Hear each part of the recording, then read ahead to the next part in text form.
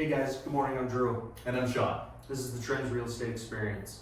We've been getting a ton of questions about the process of real estate, what to do, credit scores, so on and so forth. So this morning, we're starting our new educational series on getting into the real estate world, buying a home, selling a home, maybe even becoming an agent. Yeah, and if you guys have any questions or comments, anything like that, feel free to let us know in the comment section. We'll get back to you as best we can. Yeah. So Sean, over the last while we've been doing these videos, one of the biggest questions I keep seeing from a real estate perspective is why buy? So if we're comparing this to renting, I guess probably the easiest way to look at this is you're opening up, in a way, a savings account. You are now paying yourself money instead of just giving it away. Would just be the easiest way to break that down. What do I mean by that? So as a renter, all of your money, that's 100% interest by the way, is just going to the landlord, apartment complex, whoever. If you buy a house, yes, let's just use today's rates, 5.5%, whatever that is. Yes, that's going to the bank, but you're also paying down the principal with the bulk of that, right? So 95%, yes, I suck at math, is also getting paid down to the principal. So while that's also happening, is the market's also going up in value, and I would say that's probably what, 3.5% to 5%. It just depends on your market, of course. Yep. But so you're just building this big basic savings account, really. Whereas you would not in an apartment complex or in a rental of any kind. And I get all the time from that on the mortgage side, well, what if I can't pay my mortgage? Right. I mean, great question.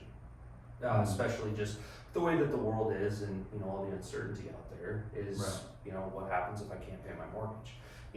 I've got some clients right now that are selling their house that are a little bit behind, and the bank's been very gracious and gave them like 6 months to try to figure it out, right? And in our experience in property management, most tenants and landlords, as soon as those payments stop, that usually is like a 30 to 60 day eviction process. So that's also true. Yeah, one of the things I think to really think about in that perspective is that if you stop paying your rent, you will probably be evicted faster than if you stopped paying your mortgage.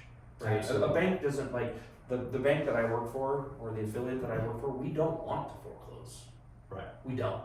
Right. But a landlord wants their money and they want it now. 100%.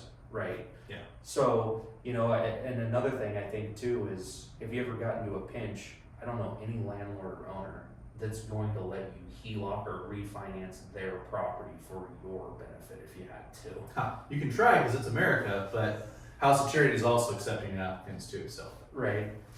Yeah, I mean, I think that, is a good point is the savings account, and when you're renting, you're paying 100% interest. Absolutely. Yeah. Yeah. So I guess just another question that I've seen a lot too is what is a financeable score? Credit score? Yes, a credit score. People think you got to have this 900 plus, when in all reality that's just not the case. Right. So in most cases, yes, there are going to be some outliers here and there and some specialty programs, but most of the time it's 580. Right. Okay. Yeah. FHA 580. As your credit score climbs, you get some breaks on rates, some breaks on cost. But I think the biggest thing with that is that the higher that you can get your credit score, the more attainable and the cheaper that it becomes to buy a home. Right. So it's one of those things that if your credit score is kind of deemed not financeable at the moment, we do offer some credit repair services and things like that to get you into a financeable situation. Right on. So you don't have to have 950 No. plus. No. Matter of fact, I think 850 is actually as high as it goes. I mean, we keep seeing on all the comments, how do I get a 900? I don't even know if that's a thing, to be honest with you. Hard work and dedication. And you know what? So does a 400. Yeah. That takes just as amount as hard work, but somehow people have that. Yeah. I think the biggest question that we keep both getting all the time from the comments, from people off the street, from past referrals, things like that, is where do you even start the process? I'm interested in buying an outlet. Right. Do I just click on this link on realtor.com and now 75 people are calling me, or should I go talk to a bank first and have 75 of them calling me? Mm-hmm. Wow. Yeah. Honestly, most people know somebody in real estate. That's usually a good place to start, is just start asking some questions. And I feel like a lot of the bad stuff about, let's just say a particular realtor, would just get weeded out with that. Just ask them some basic questions as far as, what do I do first? What's this look like? What is it from point A to point B? Mm-hmm. And if it's just kind of, and it's a lot of generalities, and it's just not like, it's, this is what we do. That would be a red flag. Okay. At least for me personally. I guess just some other things to look out for would be a lot of, I think you should do. You should, you have to. And of course it depends on the context of the conversation, of course. But if you don't feel like you are driving the ship and it's not a fun experience in that way, that might be another cause to look around. Mm-hmm. I think. There's a misconception that a realtor's a realtor, and as we've seen over the last year or two, when the market's really kind of tightened up a little bit, there's been a ton of hobby realtors that have kind of fallen out, or maybe keep their license but do a deal or two a year. Some of those people are good real estate agents, there's no doubt about it. Sure. But I think there's, just like anything, there's also some people out there that have caused some issues and created it to be a little bit tougher for the full-time agents. Right. And I think that for us that are agents and lenders, it's important to work with people that actually know the process and understand the legal guidelines, timelines, and ramifications of this stuff. Absolutely. Doesn't get met. Yeah. Right. You gotta like them too. Yeah. Right? That's a huge piece. Yeah. It's always a great thing to ask somebody that has maybe recently purchased that Yeah. or somebody that maybe is a realtor. Just start asking some basic questions. But I think it's really important to align yourself with somebody that you get along with, and your personality meshes too. Yeah. Absolutely. Yeah. Well, another question that I've gotten. So what are some reasons that you could be denied? And I guess let me put some context behind that. I make good money. I have a 750 credit score. What gives? Yeah. So unfortunately, we could sit here and talk about this for probably the next hour, but kind of the top line reasons that, if you have good income, good credit, things like that, that you, might not be able to attain financing would be time in industry. So say that you were, a plumber for, the last couple years, and then you switched over and became a baker, right? Same Good industry. switch. Yeah, we have to be able to tie the industry and the job types together. Kind of the most and largest reason people are not approved is their debt to income. Right. So, as things change and things just get more expensive, unfortunately, there are times when people have to put things on credit. Right. Yeah. A decent amount of folks have student loans nowadays. People are running around with, $1,000, $1,500 car payments, things like that. Credit card bills, charge cards from, online agencies, Amazon, so on and so forth. That really, nothing has changed in the last while on the lending front. It's a debt to income thing. It's basically your character. Can you pay this back? How does your profile look? Your credit, and really just your risk threshold is the biggest thing that causes a lot of people to not be approved, and people that don't think they can be approved a lot of times are as well. So I think with that, the biggest thing that we always struggle with is helping people keep their expectations in line with the homes and the prices that they're looking for. That's hard. Yeah. Yeah, and even with personal experience, I mean, that's just with anything. You think, and we can just use buying cars for instance. Like I gotta have that. I want to go get the Land Rover, and it's like, well, reality says I should probably get the Kia. You know, Right. Sure. whatever that looks like for you personally. But no expectations. I mean, across the board, we've all seen probably a commercial for a movie that was just like, oh, dude, that's gonna be a banger. That's gonna be so cool. And then you go watch, and it's like, huh? Right. That was stupid. I just wasted 2 hours of my life. So, you know, I do think expectations, that is absolutely a huge thing to keep in check, both on the real estate side and as a client as well. Mm-hmm. Yeah, and with that, also, I think, every site, I think for the most part, that you can go to has a mortgage calculator, Mm-hmm. right? And some of that stuff is just guesstimations, right? So I, get calls, hey, I can buy this house on 123 Main Street that's $450,000 for $2,100 a month. Uh-huh. Well, they don't look at the fine details, Right. There's no mortgage insurance attached to it. Mm-hmm. Maybe it defaulted to a 35% down payment. Maybe it has their credit score defaulted to 780 plus, where they're Right. going to get the best cost on rates. How do they know how much the homeowner's insurance is going to be? Right. Yeah. Property tax, is that correct? I mean, all this stuff factors Yeah. in. But I think that's the biggest thing that we get is, I looked on fill in the site and it says I can buy 123 Main Street for $2,100 a month. And Yeah. you know what? You absolutely can, Yeah. but you have to meet all of those criteria to do so. Mhm. And that answers the question too of like, well, what the heck? I'm paying $2,200 a month for rent. Why can't I get approved for that for a mortgage? Mm-hmm. Well, because that's it for rent, right? I mean, yes, you're paying some electricity with that too. More than likely, that's just it. Usually, internet's included. But with the house, there's all those other expenses added onto it. We're not taking into account that you do have to pay property taxes. There are insurance, depending on what your loan structure is. You might have to pay some PMI, some private mortgage insurance.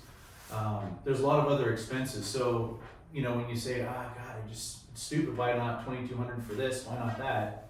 There's a lot of other expenses that get put into play as well. Yeah, and when you're looking at renting, most of the time they're not going to go through and do a debt to income check. They're just going to do an income to rent check, right? So if the rent is $1,000 a month and the minimum is to make 3 times, they're not going to go through and look at your car payment, your charge cards, your credit cards, your student loan debt. They're just going to see it's $1,000 in rent. You make $4,500, you're good. Right.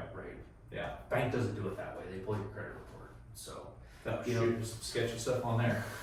yeah, that's the biggest reason or reasons why people aren't approved for a loan. Okay. Yep. Yeah, that about sums that up. So here's a $1 million question because of everything that changed in August. With the lawsuits and everything, these buyer's rep agreements. Right. What is the deal? Do I actually have to have one? What does that mean? Am I tied to you forever? What does that look like? So what a buyer's service agreement really is, and it's called different things in different states. All that is it just outlines what the relationship is between you as the buyer and me as the agent. It just tells you what I do and it shows you how I get paid. Mm-hmm. There's probably some different terminology within the different MLSs that are around. But basically that's it. Does that lock you into that house that you're gonna go see? Absolutely not. It has nothing to do with it. Can you make it for that specific property so you can shop around with other realtors? I hate you, but yes, you can absolutely do that. But really, you have to have that signed before you go into a property. A way to get out of that is you go and look at an open house, and you can do that obviously at a point in time because, well, it's in the word open. You can just go do that freely and not have to sign with anybody. Mm-hmm. But really, legally, nationally, for our licenses, we absolutely have to adhere to that. Otherwise, we cannot get the door open for you. So layman's terms, and just to kind of put it bluntly, but honestly, to get into the house, unless it's an open house, you have to have that signed. Mm-hmm. Absolutely. And I think obviously there's probably going to be circumstances where, like you just said, it's property specific, Mm-hmm. right? But I think it's important for all the realtors, all of us realtors, to do that and uphold that, so that, you know, we don't have people trying to steal each other's clients and so on and so Absolutely. forth. And, you know, also buyers and sellers really understand the transparency of pay for us. Right. Yeah, and that's a big thing. A lot of people don't understand how we get paid, the cost of doing business, all of that. So it's a little enlightening, I guess, and it kind of weeds out some of the less serious people. With just having that agreement up front. Okay. Yes, there's still freebies. You know, for instance, if I'm going to go meet someone for the first time and they had a house they want to go look at real quick, cool. That's a good time for us to interact, get to know each other a little bit. Then we can start going over the form, why we need to sign that, and then go to the property. And at least with us, we have a clause in our MLS where, hey, look, if you absolutely hate my guts at the end of the showing, you can text me any form of material communication, and that's it. The agreement ceases to exist. Right on. So it's easy to get out. So again, you're not tied down to someone permanently. It's just that's what you have to get signed. If you don't like them, give them a form of communication saying you're fired, and that's the end of it. Cool. Yeah, good deal. Another question. So, what are just some of the basic items that I need to prove to you as a buyer for financing? What are just some things, you know, like W-2s and stuff like that? For like an approval process? Yeah. Yeah. What do I need to turn in? So we're gonna need to do verification of employment. So we're looking for 2 years at the same job or 2 consecutive years in the same industry. Okay. We're looking for your last 2 pay stubs. A lot of people ask, well, you have my W-2s, is that not good enough? Technically, yes, but if you receive overtime, we can then calculate that in. Or on your W-2, it doesn't necessarily break down if you're receiving overtime, if you're receiving bonuses, it just gives us one lump number of what you made, right? Okay. A lot of people, you know, want to try to maximize what they can use, and that's why we would ask for your last 2 pay stubs. We would also ask for your last 2 consecutive years of W-2s if you're a business owner, tax returns. You know, so that we can really go through and figure out what your actual take home is. You know, depending on your down payment, we're gonna ask for 60 consecutive days of bank statements that you would be pulling your down payment from.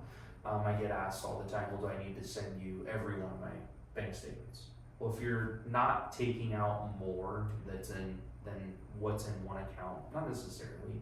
So if you know, say that you and your wife are going to buy a house and you only need to come up with $10,000, but your guys' savings and checking accounts between the two are $40,000, that's fine. That's Right. good.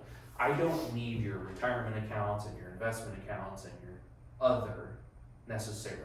We might need to pull in another account for what's called reserves, but we don't necessarily need every single stinking account that you got, right? Okay. Yep. I really kind of, those are the biggest things. Your last 2 years of W-2s, your last 2 pay stubs, and then 60 consecutive days of bank statements showing where you're going to source the funds. Another big question on sourcing funds and why we ask for 60 days is when you take out funds from an account, it has to be seasoned for 60 days. Okay, so it has to be sitting Like in the salt and pepper? Exactly. Okay. Yep.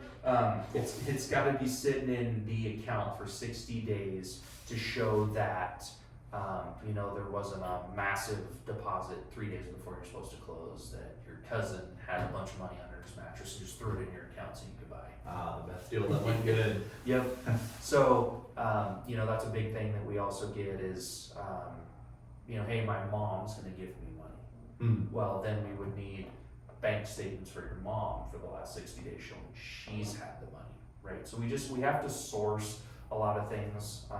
You know, the biggest misconception is that it's me that's asking for this. Technically, yes, I am the voice asking, but this is all federal regulation and guidelines I have to ask on behalf of, right? So Yeah. folks get frustrated at us. It's not necessarily an us thing, it's a Fed thing. Yeah. Right. We have to adhere to all the guidelines and rules too. So. Yeah. Totally get it. Yeah. So, you know, I guess now, right, everybody wants to know, where do you start with a real estate agent? What do you mean by where do you start? So, looking to buy. Okay. How do I find a good realtor, right? Rather than just, oh, that guy's the first guy that popped up, let's just call him. Steve. Well, like I said earlier, if you know somebody, friends or family, chances are they know someone that's probably treated them well. That would be a decent place to start. Would just be asking, hey, who do you know? Who's been treating you guys well? Who's been good to you guys? That would be a good place to start. If you want to roll the dice, you can go into an online service and just kind of start clicking around. There's certainly no shortage of realtors in your area, but there's tons of ways to find one. Really, Facebook groups for your particular neighborhood. There's an endless amount. So that's a place to find one. Again, how to vet them and kind of make sure your personalities mesh and all that. That would be, on you to just ask them some questions. Make sure again they're not just answering in generalities and like, yeah, kind of something for sale, and yeah, it kind of happens, and here's the keys. And just ask them some more important questions. One, how long have you been doing this? More importantly, how much have you sold? And I think a lot of that really is going to come out within the details of them. From point A to point B, this is what it looks like. Here's some of the scary things to be prepared for. This is where negotiation happens. It's pretty clear if they're going to be a quality agent or not. I think that, the biggest thing with that is you get tangled up with the wrong agent, and the home buying experience, yes, while it can be scary and daunting, doesn't necessarily have to be super scary and daunting, but with the wrong realtor, lender, fill in the blank, anybody, inspector in the process, it can make things way worse than it has to be. Yeah, definitely communication is a huge piece. I would lean more towards annoying with the updates as opposed to just radio silence for the whole thing. Like, all right, the offer's in, crickets. Did it get accepted? Right. And as stupid as that sounds, that happens sometimes. With the inspection that comes back. Okay, I got this gigantic list of things that the inspector made a report on. Well, again, the inspector is just eyes wide open, showing you everything there is to be about the house. Okay, there's some shrubbery growing on the wall, on the inside. That's probably not a good thing. Yes, this is fake. Tack holes in the wall. I mean, we're talking about cracks in the foundation, things like that. And that would be something that would be good that you can talk with the inspector about as well, but to go over with your realtor too, because you can absolutely over negotiate yourself out of the house. So you're saying, house has normal wear and tear, house has big concern items. It's important to get with your realtor and negotiate on those big ticket items for either fixes or money off I guess biggest question with that is, what are the kind of top 2 or 3 things? You find some big problems, then what do you do next? So really you just need to break this down as far as what to ask for. First things first, we need to make sure, again, if you're financed, that we're looking for conditions of financing. So what are a couple of those things? Well, the electrical panel is completely melted. All right, that's gonna be a big ticket item that's gonna be flagged, right? The roof's got a hole in it. Some smaller things like chipping paint, things like that. Those are going to be the things that you want to take care of and address first. Okay. Which most of the time between you as the buying agent and the listing agent, we're going to try and come together as a team and figure out how can we get this to go. Because guess what? They don't get paid, you don't get paid, the seller doesn't sell the house, and the buyer doesn't buy the house. So none of this works if we don't kind of put our heads together to figure this out. Those are the top end things. Some of the other ones I would say were some things that would be a little more excessive on the wear and tear, that aren't necessarily a condition of financing. Let's just call it, again, this could be subject to opinion, but we could just say excessive wear on the carpet. Is it that bad? Is there a giant gaping hole in the floor? No, but is it towards the end of its life? Yeah, and it kind of stinks. Right, those are some of the things that you might want to look out for. Things on the roof, for instance. Does the whole roof need to be replaced, or is it just a handful of shingles? And again, a lot of this stuff you can fix, or you can get a monetary amount from the sellers to fix that on your own time. And I think it's important when you're doing that or you're asking for things to stay in contact with the lender to make sure that you don't go out of legal seller contribution numbers, 100%. to make sure that the buyers are fully understanding of changes in pricing and credits and so on and so forth, what that's actually going to do to them, Right. rather than just, hey, here's what we're gonna do, and the buyers just kind of, I guess, agree because you said that we're gonna do it, but they have no idea what the actual outcome or ramifications of all these requests are. Right.